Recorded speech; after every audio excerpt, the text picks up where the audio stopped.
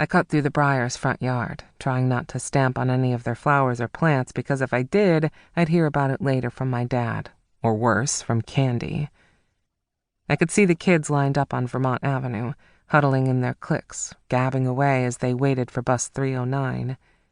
I jerked the woolly cap off, my twisted red locks tumbling down below my shoulders. I hated my hair. Naturally a brunette, I dyed it over the weekend. Like my ears, it was another attempt to impress Freya. Approaching the bus stop, my eyes made a beeline for her face. Freya stood amongst the other kids, but she emerged like a neon beacon of light. There were kids around her talking, trying to draw her attention, but she was too busy writing or drawing something in her notebook. She took notice of no one, including me. She was dressed in a black stretchy top and tattered black skirt, with holey knee-high socks and chunky black clogs. Her coral-colored hair was twisted in a loose braid that hung limply to one side of her pale moon-shaped face, clearly unwashed and unbrushed. She didn't have to try to be cool or beautiful. She just was. I stopped jogging, deciding instead to approach her with a cool stride. But then the bus screeched to a halt in front of the kids, and Freya jumped on before I had a chance to catch up with her.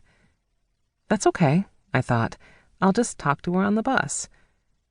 But when I boarded, I was disappointed to discover she already had a seatmate in the back.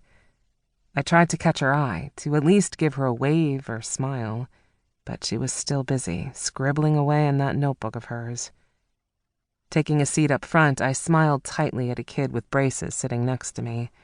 I hadn't seen or spoken to Freya all weekend, and I thought she'd be eager to hang out. But that's Freya for you, hot and cold and infuriatingly unpredictable. She was bubbly one minute, then quiet and withdrawn the next, and it frustrated me beyond belief. She hadn't even noticed my new piercings.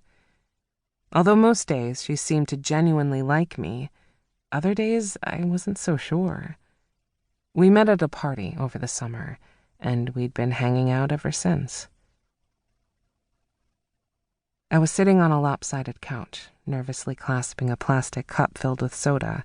Not usually one for parties, I felt anxious and awkward. Alone.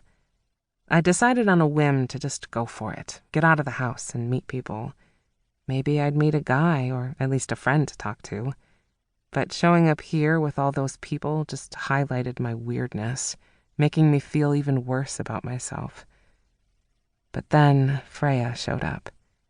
I saw her approaching, paving her own crooked path through a crowded living room of dancing bodies. Plopping down right next to me, she reached for my Coke and drained it. "This ain't whiskey," she cackled, jumping up from the couch. I expected her to leave, now that she'd discovered my lameness. But instead, she took my hands and began pulling. I thought she wanted me to dance, but she kept on tugging until we were out the door. "Let's get out of here," she whispered, leading me away from my classmate's house. I couldn't even remember the name of the person throwing the party. We walked in silence all the way to Mumsden Park. "This is my favorite tree," she finally said, breaking our silence.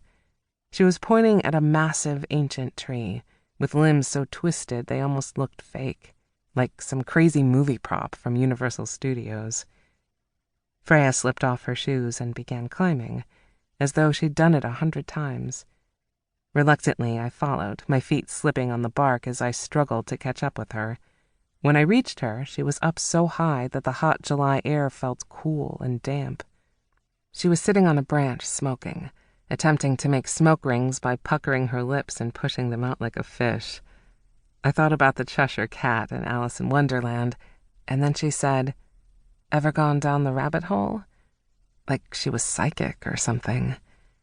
We sat in that tree till daylight.